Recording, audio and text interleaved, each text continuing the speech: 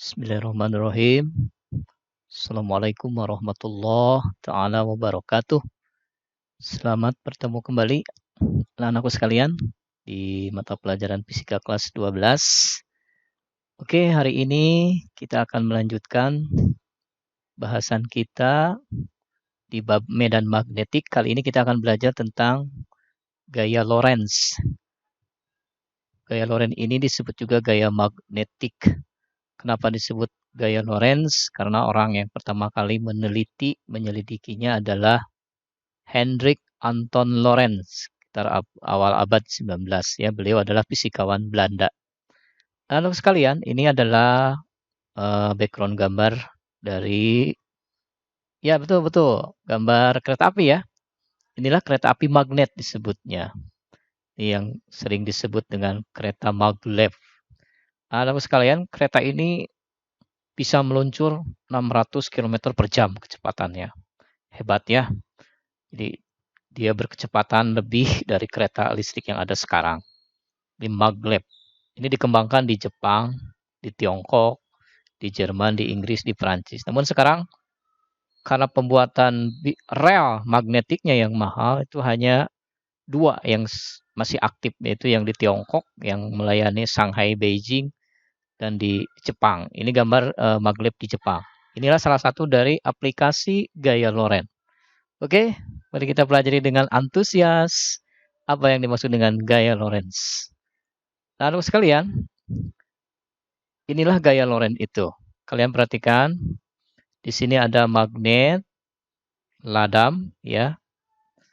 Ini ada utara, ada selatan, maka arah dari medan magnetnya dari utara ke selatan atau yang ditunjukkan dengan panah kuning. Nah, ini yang warna merah adalah kawatnya. Nanti arusnya belum dihubungkan ya, anakku sekalian. Ini ada logam yang berbentuk persegi, ini logam. Tentu saja kalau belum ada arus, ini tidak ada aliran arus listrik ya, anakku sekalian, maka logamnya diam aja, tidak ada gerakan. Nah, sekarang perhatikan, kita on kan ini ya. Nah, ketika ada arus mengalir melalui medan magnet, maka bisa menggerakkan logam tadi, kepingan logam tadi. Nah, sesuatu yang menyebabkan bergerak dulu di mekanika disebut gaya. Nah, karena ini gayanya ada dalam muatan listrik yang berada dalam medan listrik, medan magnet, maka disebut gaya magnet. Untuk menghormati orang yang meneliti pertama kali, maka gaya magnet lebih disebut dengan gaya Lorentz. Mau disederhanakan dengan kalimat singkat, boleh. Itu gaya Lorentz itu gaya yang muncul pada kawat berarus listrik yang berada di dalam medan magnet. Nah, ini arah-arahnya ya. Ini medan magnet, besarannya Tesla. Ini arus, besarannya ampere, dan inilah gaya Lorentz yang satuannya tuh satuannya Newton. Arahnya boleh dengan tangan kiri atau boleh dengan kaidah tangan kanan. Ini kalau dengan tangan kanan ya. Telunjuk menunjukkan arah medan magnet. Yang jari tengah I, yang ini adalah F. Mari kita lebih lanjut ke sini. Gaya yang timbul pada muatan yang bergerak dalam medan magnet. Sekali lagi, itu yang disebut dengan gaya Lorentz. Arahnya bisa dengan kaidah tangan kiri Fleming disebutnya. Yang ini nih gambarnya ya. Arus listrik, yang ini jari tengah, sementara medan magnet ini jari telunjuk, dan jempolnya adalah gaya Lorentz. Kalau dengan tangan kiri, kalau dengan kanan yang ini, boleh posisinya seperti ini. Yang ini kaidah pertama seperti ini. Ini B-nya, ini I-nya, ini F. Ini tangan kanan yang keduanya boleh seperti ini, ya. F-nya ke atas, I-nya ke sesuai jempol. Yang 4 jari menunjukkan B atau induksi magnetnya. Gaya Lorentz ini tentu saja vektor ya. Gaya itu kan vektor, punya arah dan besar. Karena segala jenis gaya biasanya dinyatakan dengan satuan Newton. Nah, kita perinci sekarang ya, akan kita pelajari. Pertama, gaya Lorentz pada kawat berarus. Seperti tadi ya, ini kawat berarus. arusnya ampere, maka arah gaya lorennya yang ini F. Ini kalau arah medan magnetnya. Nah, kalau ada sudut antara B ya dan I-nya, nah maka itu adalah yang di depan sudut sini adalah sinus. Maka besar gaya loren adalah B kali I kali L panjang dari kawatnya kali sin theta. Karena tetanya secara umum tegak lurus, sin 90 kan 1 ya. Jadi banyak juga yang menyatakan gaya loren itu B kali I kali L. Nah, kita lihat contoh soalnya. Suatu kawat listrik 9 ampere, ini berarti I ya. Berada dalam medan magnet, ini berarti B, 2 Tesla, tetanya atau alfanya 30 derajat. Jika panjang kawat 3 meter, ini berarti L. Berapa FL atau F saja boleh, gaya lorennya berapa. Kita pakai rumus yang tadi.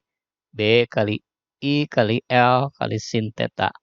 B-nya 2 Tesla, I-nya 9 ampere, L-nya 3 meter. Sinus 30 setengah. 2 kali 9 kali 3, 54 kali setengah 27 Newton.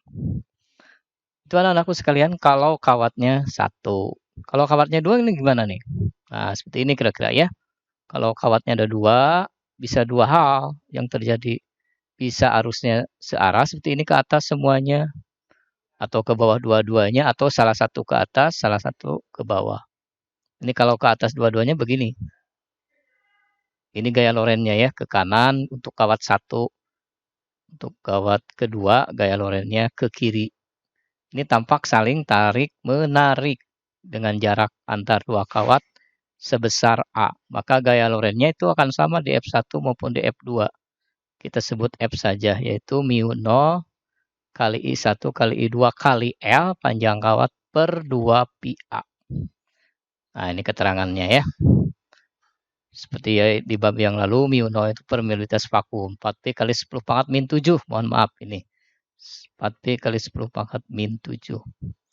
Nah, ini beberapa keadaan kalau kawatnya berbeda arah arusnya. Yang ini sama ya. Sama arahnya dia tarik-menarik. Kalau yang satu ke atas, yang satu ke bawah, dia tolak-menolak. Saling menjauh kalau tolak-menolak. Ini saling mendekat. Atau bertolak belakang. Kita lihat contoh soal di kawatnya yang 2. Nah, tentukan besar dan arah gaya magnetik untuk kawat 2. Di mana kawat 2 itu panjang kawatnya setengah meter ya.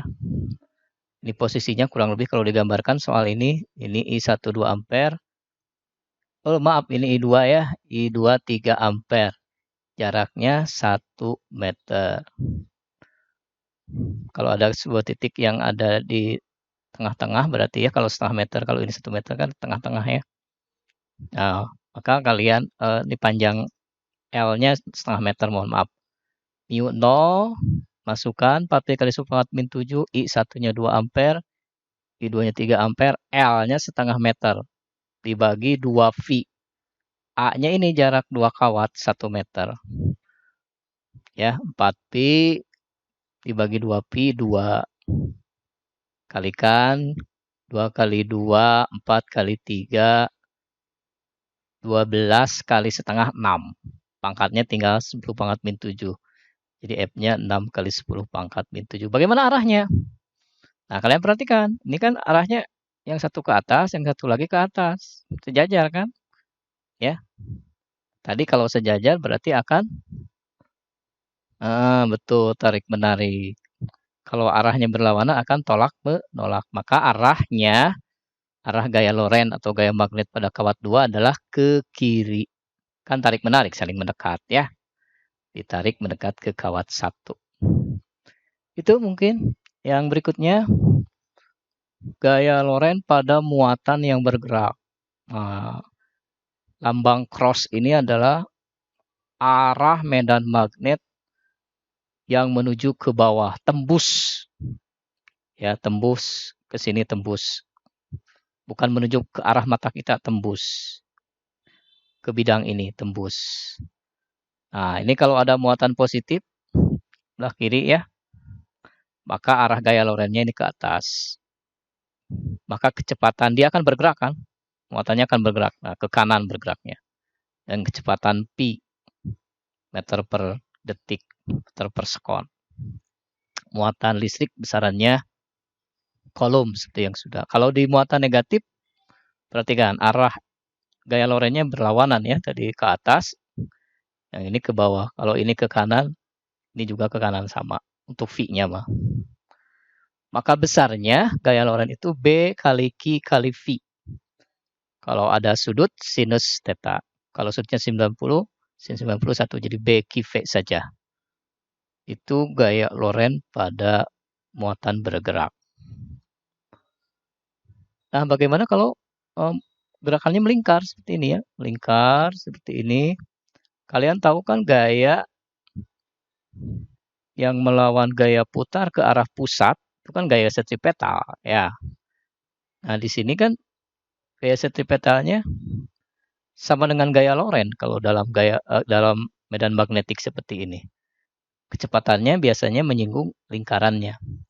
Kalau di atas seperti ini kecepatannya, kalau di bawah seperti ini, kalau di sebelah sini seperti itu.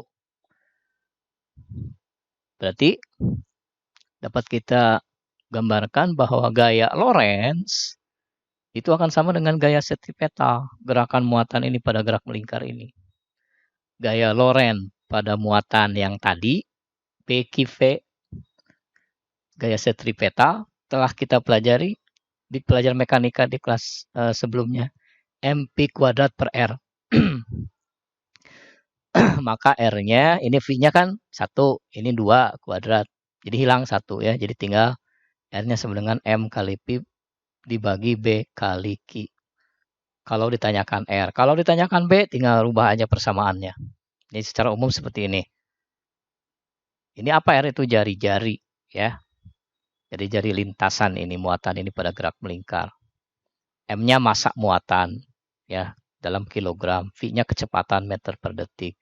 Q-nya muatan dan B-nya induksi magnetik. Oke. Kita lihat ada salah satu contoh soal nih. Suatu muatan bermassa M berarti ya 2,3 kali 10⁻28 kg. Bergerak memotong secara tegak lurus. Medan magnetik B berarti ya 6 Tesla. Jika muatan sebesar Q berarti 1,6 kali 10⁻19 kolom. Jadi jari lintasan R 8 mm dikemeterkan dulu ya. Ini yang 8 mm. Jadi 8 kali 10⁻³ meter. Tentukan kecepatan. Ini kan tadi rumus umumnya R sama dengan M kali P per Q dikali B. Maka kalau V akan sama dengan yang bawah R Q B. Ini kalikan R Q B dibagi M. Masukkan angka-angkanya. R 8 kali 10⁻³ Q 1,6 kali 10⁻19. B-nya 6 dibagi. Masanya 2,3 kali 10⁻28. Dia dapat 3,3 kali 10⁻7 meter per sekon. Itu ya, alhamdulillah. Insya Allah lah kalian bisa lah matematik seperti ini ya. Tinggal hati-hati aja, nggak sulit kok. Nah, itu secara umum. Sekarang aplikasi gaya loren dalam kehidupan kita sehari-hari. Nah, ini yang paling penting nih, motor listrik ya.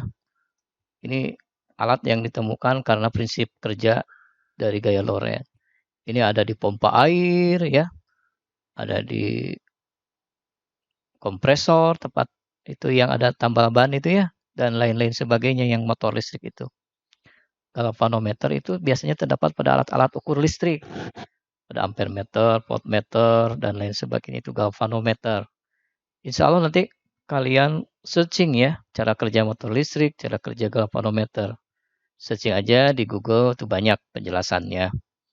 Kalau di sini tidak mungkin ya, terlalu panjang. Nah, ini alat yang menjadi kebutuhan utama kalian sekarang ya. Speaker dan segala macam bentuknya. Dan yang terakhir seperti yang di pembukaan tadi adalah kereta maglev. Kereta magnet ya. Nah, teman-teman sekalian, hari ini saya cukupkan dulu demikian. Oke. Jalan masih panjang, tapi jangan sampai mendaki tangga yang salah. Insya Allah tetap istiqomah dalam masa-masa seperti ini. Wabillahi taufiq wal hidayah. Wassalamualaikum warahmatullahi wabarakatuh.